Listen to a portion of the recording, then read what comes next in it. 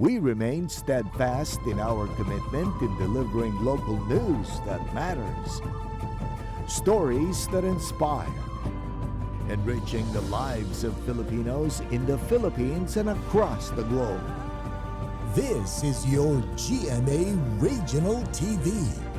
Buong puso para sa Pilipino. Mga iligal na nagsisira gamit ang dinamita, nasabat kan Maritime Police sa Camarines Norte. Lalaki na kuananin sarong bloke nin pinaalang na marihuana sa Naga City. Presyo kan mga produktong petrolyo, piglalaomang maghuros nin piso. Ini ang GMA Regional TV Balitang Bicolandia.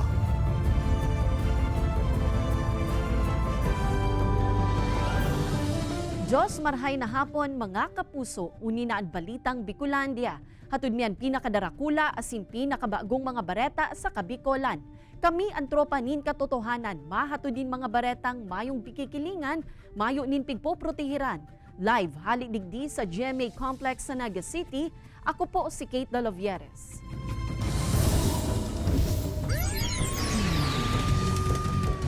Sarong bloke nin pinaalang na dahon nin marijuana nakua sa sarong lalaki sa Naga City.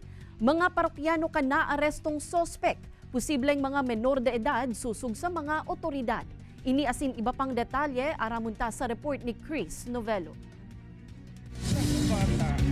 Dain na nakapalagpaan na laking ini makalis ang ginibong drug bypass operation kan Station 6 kang Naga City Police Office sa Barangay Balatas, Naga City. Nakuha sa suspect ang sarong bloke nin pinaalang na dahon ng marijuana na naka-vacuum sealed pa. Nagkakanilat ini na nasa 1,500 pesos. Inaarang pasangunyan kan mga otoridad ang source of pinagikanan kan pigpapabakal kaining illegal na droga. Urog ng posible na mga minor de edad ang mga parokyano kananakop na suspect. Sad to say, mga estudyante yung iba. So considering na mababa yung market value or affordable, so yun talagang most likely target. Nasa kustodiya ng ngunyan kan mga otoridad ang suspect para sa maninigong disposisyon. Arestado ang duwang persona sa kinundusir na search warrant operation kan mga otoridad sa Barangay Mabilo 2, Lapo, Camarines Norte. Nakumpiskar sa mga ini ang perang pakete ng pigtutubo ng shabu. Sa ngunya nasa kustodiya na kan mga otoridad ang mga suspect. Nagpagiramduman ang mga otoridad sa mga taong padagos na naimbwelto sa iligal na droga na punduhunaan sa indang mga iligal na gibo. Kay banan si Carlo Abunita, Chris Novello, Balitang Bicolandia. Arestado ang anum na katao sa kinundusir na Seaborne Patrol kan Camarines Norte Maritime Police sa kadagatang sakop kan Vinsons asin Paracale, Camarines Norte, huli sa paggamit nin dinamita. Duwang baroto ang nasitar kan mga otoridad, mantang lunad ang tigtulong para sira. Mientras tanto, sarupang individual ang nadakupman kan mga otoridad sa ginibong operasyon sa Fishport kan Mercedes. Kan kinuanan kaya nin sample ang mga nadakup na sira, napatunayang ginamitan man ini nin dinamita. Sa ngunyan nasa kustodiya na kan mga otoridad ang mga nadakop na persona sa magkakasuhay na operasyon sa probinsya.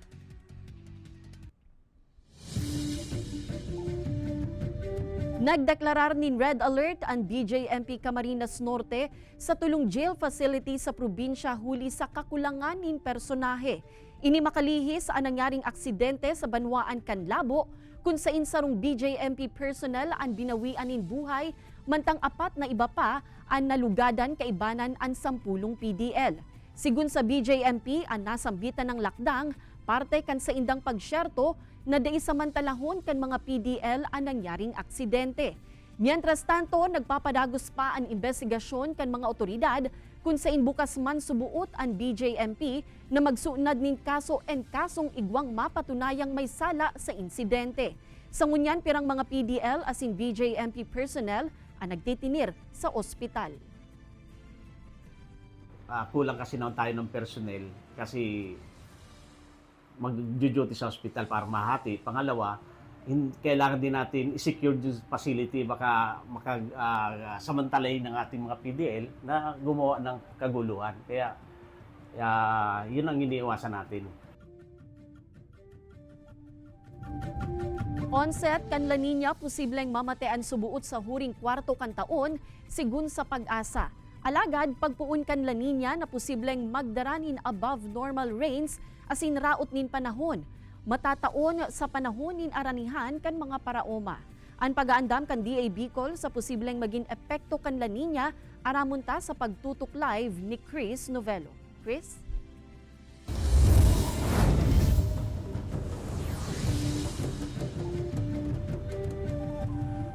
Kate, imbes na sa katahawan kan bulan ng Agosto, susog sa pag-asa, may delay sa pagpupuon o onset kan La Nina na posibleng mamatayan sa bulan ng Oktubre. Sa mga panahon man subot na yan, posibleng mamatayan ang above normal rain conditions kung saan pwede magresulta sa mga pababaha kung saan ang sektor kan agrikultura ang kumon na naaapektaran. Nagpapasabwag nanin paro isa sa iyang 2 ektaryang umahan si Efren kan Milaor Camarines Sur. Nahuri subot sindan makatanom huli sa pagkaalangkan sa iyang umahan darakan epekto kan El Nino. Posibleng sa premyerong semana kan Oktubre subuot sa makakaani asin naglalaom na mas dakulan sa iyang magugusi kung nikukumparar kan nakaaging aranihan ngunya na taon. Dati nag-ani akong hybrid ng mga 48 kaban. Mga 50 lang, ray na. Alagad mas kinakapuon ng magsabwag na imali kayong mahandal ni Efren, ninhulita matataon sa aranihan ang pagpuon kan La Nina. Enot na kayang sinabi kan pag-asa na posibleng sa katahawan kan Agosto o Oktubre, ang onset kan La Nina alagad base sa bot sa weather models, posibleng sa huring kwarto kan taon ini mamatean. Ini ang weather condition kung saan above normal ang mamamatay ang pag-uuran. Apueras above normal na uran, kumon man suboto yung La Nina, ang mga bagyo kung saan saro sa pirming mayor na naapektaran ang sektor kan agrikultura. Katakod kay inipigaan naman kan DA Bicol ang posibleng epekto kan above normal rain condition. Aminado man ang ahensya na mas dakol na paraoma sa rehiyon at inaprobitsaran ang pagtanom sa pagpuon kan tiguran. Hindi na yun maiiwasan kasi natural calamity kung mangyayari. Kaya pinalahanan natin yung mga farmers na magpa-insure sa PCIC, sa Philippine Crops Insurance Corporation, para in case na ma-damage yung kanilang mga sakahan ay may makukuhang indemnification.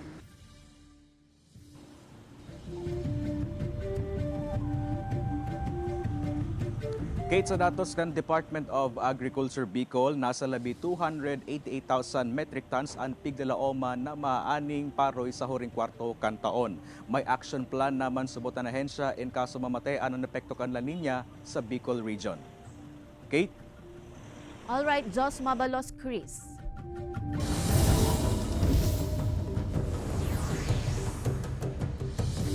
Makalihis ang 4 na semanang magkakasunod na oil price hike. Good news naman ang masabat sa mga motorista. Piglalauman kaya na magkaigwanin rollback sa presyo kan mga produktong petrolyo sa masunod na semana. Sa pagtataya kan Oil Industry Management Bureau kan Department of Energy, basado sa 4-day trading posibleng maghuros ang presyo sa gasolina nin 70 centavos hasta 90 centavos per liter. Mantang nasa 1 peso hasta 1 peso and 15 centavos per liter naman ang pwedeng ibaba sa presyo kan diesel asin kerosene. Sigun sa DOE, huli ini kan pagbaba kan demand sa krudo sa China asin iba pang issue sa ibang nasyon, kabale na ang kantidad kan dolyar. Ang nasambitan ng presyo pwede pang magbago pagkatapos kan kalakaran ngunyan na aldaw.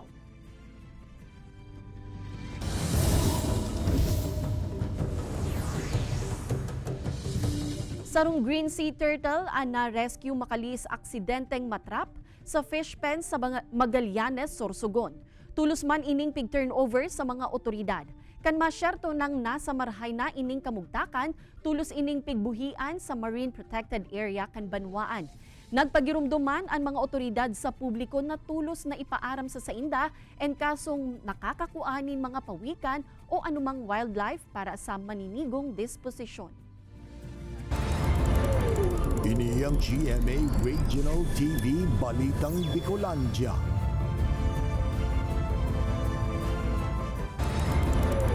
Ini ang GMA Regional TV Balitang Bicolandia.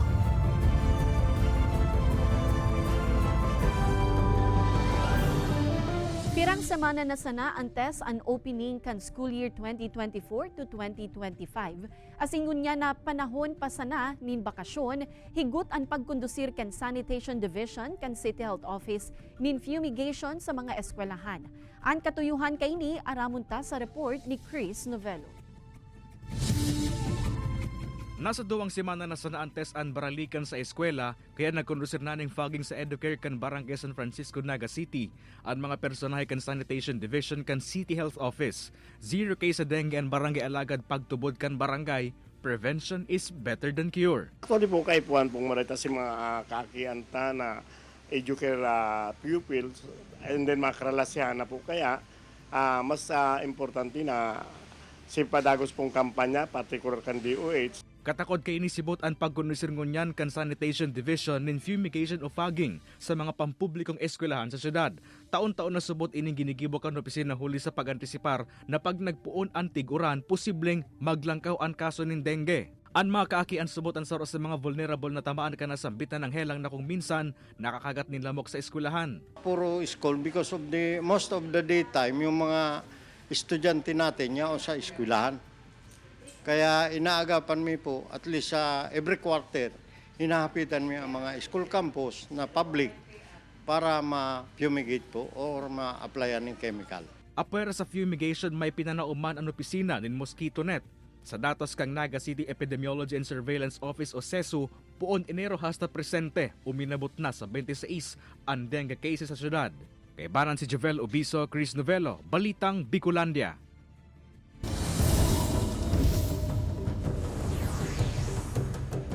Ngunya na tiguran, kumon na piga-antisiparan ang pagdakol kan mga lamok o namok huli kan mga napapabaya ang stagnant water sa komunidad. Huli digdi higot ang kampanya kan Sanitation Division kan City Health Office sa pagkondusir nin fumigation o fogging sa mga barangay. Katakod kayan, makakaulay ta live si Mr. Abel Victor Tindugan, ang Chief Sanitation Inspector kan Naga City Health Office. Diyos marhay na hapon po, Sir Abel. Siring pa man po, madam, maray na hapon sa gabos sa mga nag-aantabay sa tuya. Yes, sir. Apara po sa mga eskwelahan, priority din ba kan Sanitation Division ang mga barangay na may mga kaso ng dengue? Iyo po, bali priority naman po ang mga barangay, lalo na itong mga affected area na may mga kaso na kan dengue. Kaya po lang po mag-advise mo kung kayo po ang may fumigate kasi medyo dakol na po ang request na nag-abot sa mo. Oo, sir. Gurano po ka-safe para sa mga residente ang ginagamit ang chemical sa pag-fumigate? Sa kakuyanan man po kang chemical, safe man po yan na pinagagamit mi. Nung nihuli, tahali man po sa DOH, and pinagsusunod mi man po so dilution kayan na kaya po na yung masunod sa pag-apply. Oo, Sir Abel, apera po duman sa fumigation, nagkukondusir din baketan in water sampling o monitoring sa mga stagnant water? Sa mga stagnant water po, dahil naman po kita dyan.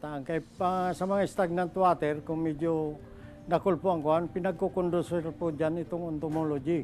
Pagkolekta ka nga similya kan lamok kung ano ini, Aedes or albopictus.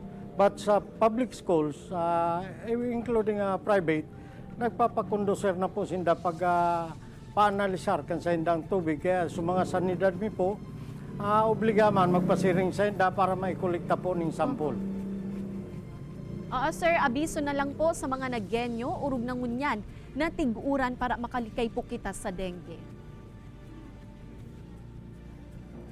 Ang pakiulay ko lang po sa kagabsan, magtarabang po kita, maglimpyo sa kapaligidan, urog na po sa laog kang harong, asin sa luwas, para maiwasan ta po ining kasukan dengue. Ninghuli ta ang lawig na panahon, nagparasugok po ang similya kan lamok na yan, na kung mapupwede nga nasasabayan ta pag makusog ang uran, nalilimpihan po sa mga nag-accumulate ng tubig na mga container, kahit na tansa, nagkakaigwa po dyan ng mga similya, ningulit taday talang nahihiling po yan.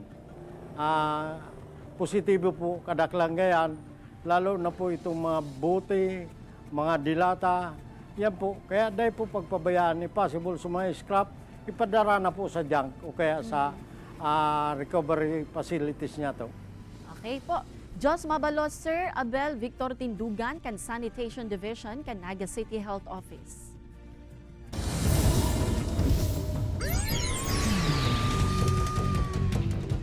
Bangkay na nakua sa Karamuran, Catanduanes, isa sa irarum sa DNA testing, makaliis na may magpabistong pamilya kaini. Tutukan sa report ni Rosie Nieva. Pirangal daw makalihis madiskubre ang sarong naaagnas ng bangkay sa ilarom kantulay sa Banwaan kan Karamuran, Catanduanes. Sarong lalaki ang nagdulok sa Virac MPS sa pagtubod na anawawara niyang aki ang nasambitan ng bangkay. Sigon kitatay Jose, nabisto niya ini sa ladawan na naglakop sa social media. Storya ka ini, Hunyo 29, kan huri niyang nahiling ang sa iyang aki asin dai na iniliwat nagpuli sa saindang harong sa Virac. Pagpahiling nga sa kuya na subado ngayon ni mama, ngayon na yapay hanap ng ginawa. Alam niyo talaga ito Kaya panganin gisi uya. Sa partiman kan kapulisan, nagahalat pasindanin magiging resulta kan medico legal gikan sa forensic unit. Kay puhan kayang maaraman ang identity kan biktima para ma-match sa nagpapabistong magurang kaini. Alam naman po nung ating medico legal kung anong procedure, kung ano ang pwedeng gawin nila, yung pinakamabilis na identity para ma-determine kung sino talaga siya. Kung ma-confirm na pwedeng idaanin sa DNA. In kaso dai mag-match ang duwa, naglalaom si Tatay Jose na buhay pa ang sa iyang aki. Ini si Rosie Nieva, Balitang Bicolandia. Natumtum nin kalayo ang sarong koprahan sa Barangay San Rafael, Ginubatan, Albay. Sa pag-iimbestigar kan BFP Ginubatan, napabayaan subuot ka nagbabantay ang kalayo sa nakasalang na kopra. Marikas man na naglakop ang kalayo nin huli sa likido kan kopra asing gibo pa sa combustible materials saan agunan. Maswerteng mayo man ni nakulugan asin nadamay na residensya sa insidente. Alagad, nasa 7,000 pesos ang winalat na danyos kan kasulo.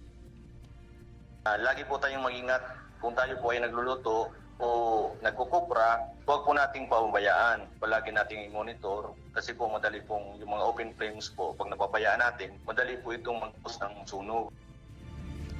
Duwang babae ang naaresto sa magkasuhay na operasyon kan mga otoridad sa Banwaan kan Daet, Camarines Norte. Ang nasambitan ng mga persona ang nahahampang sa kasong estafa. Sa ngunyan, nasa kustodiya na kan mga otoridad ang mga sospek para sa maninigong disposisyon. Sigun sa Daet MPS, basado sa saindang record, 5 persona ini na may kaparehong kaso kung sain padagos pang pigahanap ang tulong iba pa. Modo subuot kan mga sospek, ang pamemeke nin dokumento tanganing makapanloko.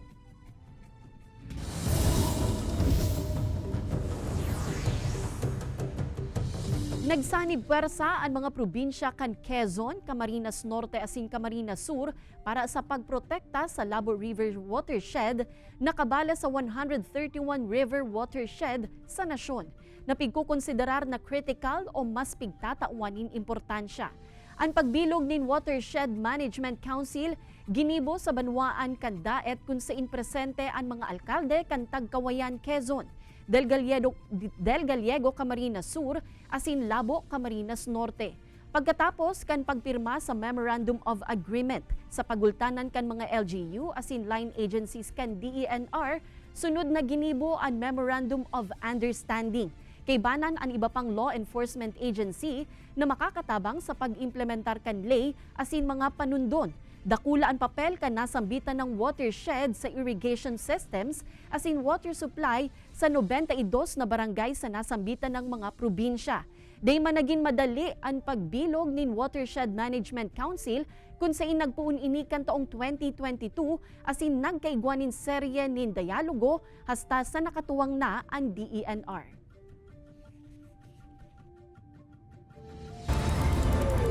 Ini ang GMA Regional TV Balitang Bicolandia.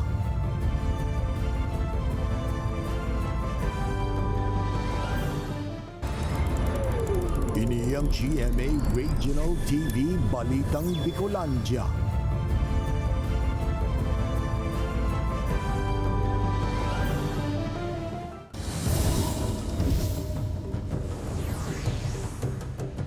Power interruption sa bilog ng islang probinsya kan Catanduanes. Sigun sa Ficelco, short current sa planta ang rason kan pag-trip off kan linya kan kuryente. Mientras tanto, sa Domingo, Hulyo 14, liwat man na mamamatean ang province-wide power interruption na madurar nin pirang oras. Nakatalaan kaya ang pag-install kan Ficelco nin mga kagamitan sa pirang banwaan na sasabayan na nin line maintenance. Obheto kaini na mas mapagayon ang serbisyo kan kooperatiba asin mabawasan ang mga power interruption sa probinsya. Yung ginagawa naman po namin ngayon na na mga scheduled power interruption is for the improvement of the system. So inayos naman po namin talaga na ma-minimize yung mga brownouts.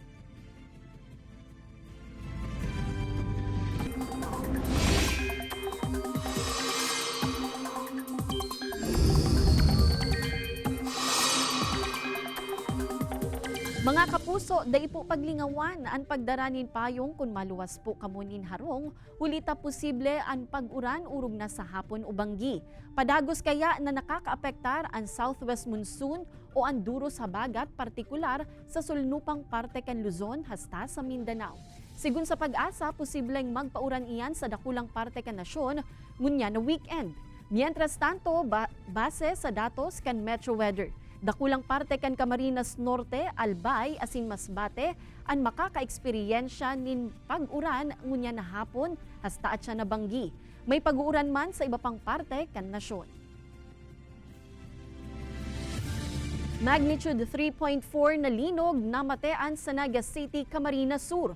Mantang the big one o makusog na linog dapat man subuot na pag-andaman kan ibang lugar sa nasyon sigun sa FIVOX. Uyan report ni Chris Novello. Namatean kasubaog ang pasado alas 12:30 ng ugtuan magnitude 3.4 na linog sa Pamplona, Camarines Sur. Susog sa FIVOX tectonic and origin kain asin may narom ining 10 kilometro kun sain. Namatean ng pagyugo-yugo sa man iba-ibang parte kan Camarines Sur asin Naga City. Katakod kaini tinawan doon ngunyan kan FIVOX na bakulang dapat ang Metro Manila ang dapat mag-andam sa the big one. Susog kay Dr. Raymond Patrick Maximo, Science Research Specialist kan ahensya, may inaapod na the big one o makusog na linog na pwedeng mamatean ang kada lugar sa nasyon. The big one naman kasi, lahat po sa buong Pilipinas may kanya-kanyang the big one. Hindi lamang po yun sa Metro Manila.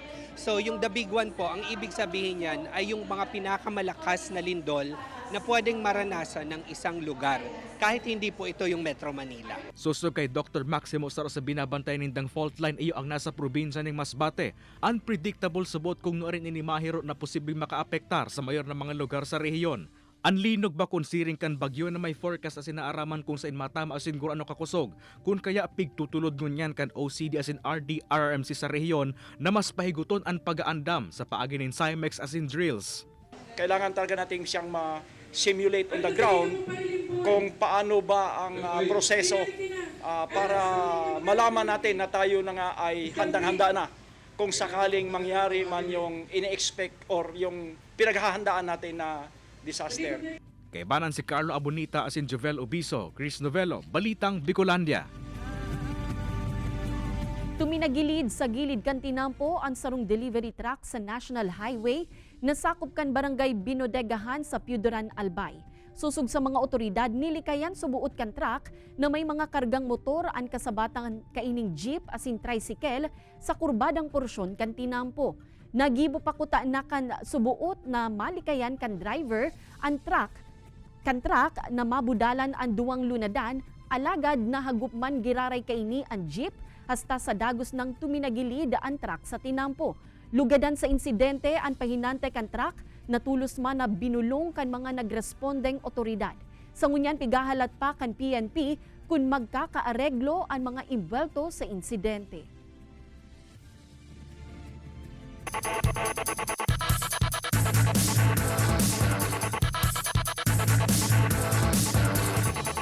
Dobleng aksyon asin excitement ang nagahalat sa Centennial Anniversary kan National Collegiate Athletics Association o NCAA. Ngunyan pa sana, pinag-aandaman na yan kan host school na Lyceum of the Philippines University. Uyan report. Mas kabang-abang, mas kapanapanabik, asin mas panunin energy, ang malalaoman sa Season 100 kan National Collegiate Athletic Association o NCAA na mapuunang unyang Setyembre 7. Pigundusir na ang turnover ceremony kan NCAA season host gikan sa Jose Rizal University sa Lyceum of the Philippines University. Pigatindiran iyan kan mga pamayo kan member schools asin ni GMA Integrated News Senior Vice President asin head kan GMA Regional TV and Synergy na si Oliver Victor B. Amoroso. Season 100 ay to make it the most exciting season. Ang LPO ay ang pinakabata na school member ng NCAA. Kaya kami will be looking up to our kuyas, the older members of the NCAA. Urug man subuot na bubukasan ang kaaraman kan mga estudyante asin publiko dapit sa NCAA, ngani na mas antabayanan pa. Malunsar man in coffee table bukasin sa primerong pagkakataon, magkakaigwanin torch run ang mga member school. It is important that schools support the NCAA because schools are featured not only in terms of the extracurricular activities, but how we can actually promote the development and nurturing of character, as well as lifetime skills or lifelong skills that can be used by the youth when they become professionals. Pinag-aadalan man ang pagdugang nin bagong sports event sa presenteng 16. Mientras tanto, pigtawang onra man ang best performing school sa season 99. Ang San Beda University na may 7 championship para sa senior division, asin ang University of Perpetual Help System Delta na may 4 na championship para sa junior division. Ini si Don Jimenez, Balitang Bicolandia. Madadalan ang episode niya ini asin iba pang pinakahuring lokal na bareta sa official website kan GMA Regional TV, www.gmaregionaltv.com. Pwede man kamong magbisita sa sumuyong official YouTube channel, GMA Regional TV, asin i-click ang subscribe button para sa pinakamanginit na bareta hale sa man iba-ibang rehiyon. Mabalos sa mga kapusong Bicolanong nagantabay, maging sa mga kapuso nyato abroad. Ninhuli ta sa GMA Regional TV, Local News Matters. Asin yan ang pinakadakula asin mainit na bareta sa Kabicolan. Happy weekend mga kapuso! Ako si Kate Dalovieres. Kami ang GMA Regional TV Balitang Bicolandia, bilog na pwersa para sa mas dakulang misyon asin mas mahiwas na pagserbi sa nasyon.